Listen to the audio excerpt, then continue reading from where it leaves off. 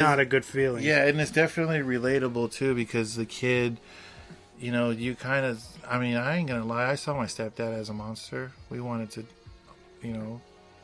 do away with him a few times, but at the same time, that's across America and then across the globe probably, but it's very relatable for the kid to think of somebody like that who is an abuser as a monster, So that was very metaphorical, very, very well played too. The fact that they got David Allen Greer is not, it's not out of chance. I feel like they knew that they had to bring somebody that was odd, like not your tip of the run of the mill bad guy, because I think he not stole the show, but he was like the pinnacle of that story. No, definitely, because he just kind of he comes out of nowhere. You know what I mean? It's like when you see one of your favorite. It was like Robin Williams when he did 1 hour photo. 1 hour photo, or Jim Carrey when he fucking flips out in 20, or was it 28 or something, or 27?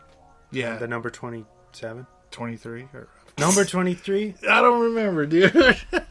But yeah, when you see your favorite characters not be your favorite characters, it kind of leaves an impression on you for sure. So, I think that was very well played, for sure. But yeah, David Allen Greer, I want to say, is probably my favorite character. It's number 23. 23, boom. 2007. Damn. But yeah, like I said, I can't come up with a favorite one out of all of them. Each one of them has a really good part. Each one of them has a good story. Also, it's important to say I really liked how they were structured. I think they suit each other as they play out. I wouldn't change that formula. It's very good. Mm-hmm. It flows very well. When we were watching it was the dynamic of it was good, dude. Like everything was good. And it feels so, I don't know if it's just because we have such a good time with it, but it feels so short, and it's an hour and 40 minutes, but it flies by. Yeah, because it's all the stories are really good.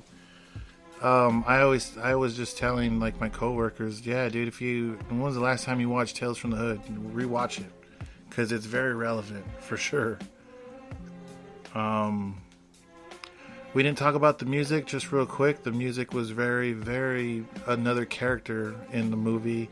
Like we said, Strange Fruit from Billie Holiday in the cop story. Mm-hmm. About lynching. Yeah, they start playing that very eerily in the background when Moorhead is being attacked by these three cops, and because I'm not sure, people probably know this, but not everyone. Strange Fruit, that song was a very controversial song when it was released because it was about the lynching of black people. And so when her career was almost, ended. Yeah, because very of pivotal. of her refusal to not play that song. It was just like with Jim Morrison, you know what I mean? To protest, for sure. It was almost like taking a knee. Like, I'm going to do what I want to do and showing people like, hey, this is wrong. So I'm gonna use my power to express myself, and if it's about that, then I know it's gonna be a problem with you guys. And she did it anyways. But it was very wise of them and very ahead of its time to be playing that type of shit during police brutality to a black leader in the community. And this was right after the Rodney King fucking riots, 94. 92. Yeah. Oh, the movie's 95, sorry. But yeah, so, even in the Duke story, he even says, can't we all just get along? And that's a famous quote from Rodney King. So it was very conscious at the time, too. It was very self-aware, for sure. And Spike Lee and the dude from what's his name again?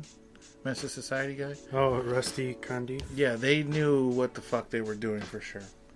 They took a very powerful racial political tension movie and disguised it as a horror movie and said, you guys... So that we could probably have more freedom and sneak all this stuff in. Mm-hmm. And it worked because it was a financial success anyway. Yeah, and very iconic. Like I said, you either love it and you know about it or you don't know about it. It's like an ultra cult classic. Mm-hmm.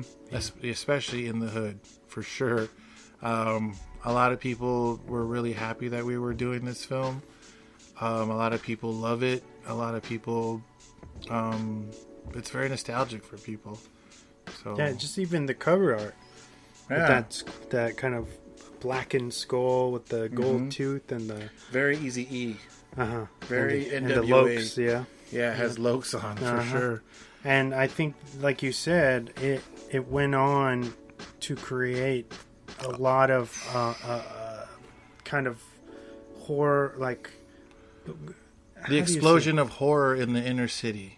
Yeah, just like in black cinema too, where you have like, after this you got Leprechaun in the Hood. Yeah, for sure. Yeah. Silly stuff like that was like Jason when he goes to New York and shit. Mm-hmm. Yeah, I can totally see that, where it kind of paved the way for a lot of horror in rap culture as well. I tend to forget about the Brother Lynch era, the Black Market era, X-rated. All these rappers were rapping about killing people, eating their guts, fucking eating Jesus brains, and shit like that. It was more like horrorcore, like K9, fucking Tech 9. Mm-hmm. So I feel like it kind of like Pokemon evolved from that, and not just that horror movie, but that kind of gave certification of like, hey, there's fucking horror in the hood too, dude. We just don't hear about it as much. Marginalized characters. Yeah, and it yeah, exactly. It gave you a different perspective on just gang life. There's other spiritual shit out there than that, and it was good, dude. Because a lot of like I said, a lot of rappers kind of took that path as well, dude. Like Bone Thugs and Harmony, they had a lot of horror in their music. Even Snoop and Dre, Murder Was the Case. That was very... He died and went to the other side, and then he came back because he made a deal with the devil. Mm-hmm. But I like that, dude. I like that element of horror in urban hip hop culture. I think it's cool, especially when it's done well and sincere. When it's done well and sincere, it makes fucking sense. I got you. You know what I'm saying? Yeah. Like, when it's done well and sincere, that's all I'm gonna say. Otherwise, it's overdone and dry. Mm-hmm. Shout out to Oneris. But what would you give this film, man? What do you want to rate this film? This one for me, especially because I picked it, means a lot to me. Yeah. 9.5. Dang, dude. That's really good. Yeah, I want to have to give it a pretty high score too. I'll give it an 8.5. I really liked it. I thought it's, very relevant, very powerful. Since we only talked about really so far about the pros, what we liked, I'll say one thing that I think could have been done a little bit better is the overusage. And I understand that it's from the hood's perspective, but sometimes it seemed like the dialogue was they're using curse words as filler. Sometimes a little bit too much. And I think maybe that was done not purposely, but almost like as a standard for like that type of movie, because they're gonna. I still think like the formula for the movie was we want to have very strong social messages, but in order to do that, we have to make this over the top hood cheeky horror movie. Mm-hmm. But I maybe too much cussing sometimes. And I'm not saying all of like a lot of it makes sense, but then even more so towards the end, maybe with just Kay, I felt like he was pushing it just with the acting chops. You know what I mean? Like, was that improv where you just do saying like? Could have been. You know what I mean? It just seems like very. Could have been. Like, say something else. Stop using fuck. Fucking just a word, you know. Like Freddy Krueger uses the word bitch a lot, like that. I feel like they probably did that just to move the dialogue along, you know, just for filler, like you said. But it was the culture at the time. It made sense. I'm gonna give it an 8.5, and you give it a 9.5. That sounds good. Swan facts? The fucking shit facts. All right. So this film features the same cinematographer as Candyman. Oh, makes sense. Right? Very much so. This was the first film to be produced by director Spike Lee, who also produced Tales from the Hood 2 back in 2018. Oh, he did? Yeah. You know, I gotta watch that, dude. I think it's like those are the only like horror films that he backed, pretty much. Sim's funeral home is actually just a house that was converted for the production. That same house still stands in Los Angeles to this day. Really? Yeah, so it wasn't a mortuary at all. That's cool. The modulator used on Crazy K in the film's final story was actually inspired by Kubrick's A Clockwork Orange. Ah, I do it. So that's cool.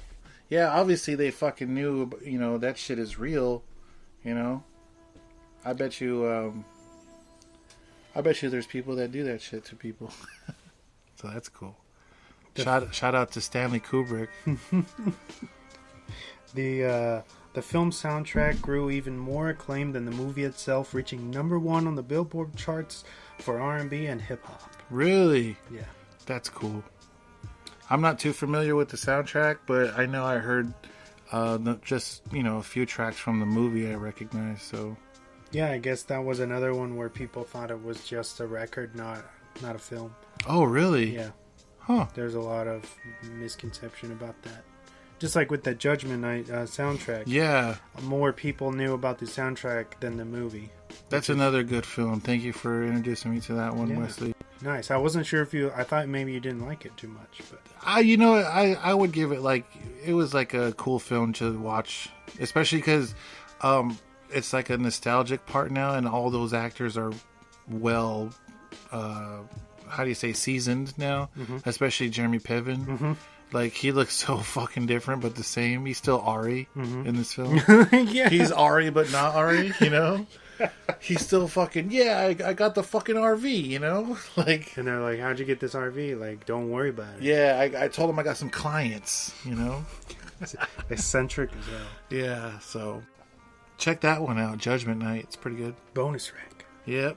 And the last one for this evening, Jordan Peele, bringing back racial themes for a contemporary time with his debut, Get Out, led to Tales from the Hood's rise in popularity once again, which in the end resulted in 2 more sequels. Oh. So he kind of like revived it or kind of brought it back? Because everybody was talking about, Get Out, have you seen Tales from the Hood? Yeah, like... Because it's like, they did this a long time ago. Kind of like... So there was this resurgence in that kind of, I guess, subgenre. That's pretty dope. I like when stuff happens like that because it's like, if you like this movie, then you have to watch this, you know? Just like when I tell people that love The Matrix, I'm like, have you seen Johnny Mnemonic, though? So, I get it. It's like, do your homework, know your roots, people. Oh, yeah. That was a good discussion, man. Yeah, for sure. Good. Tales from the Hood, bro. Watch it on Peacock or rent it for a few bucks. Or if you have it on a DVD or VHS or Blu-ray, pop it in. Yeah, watch it again.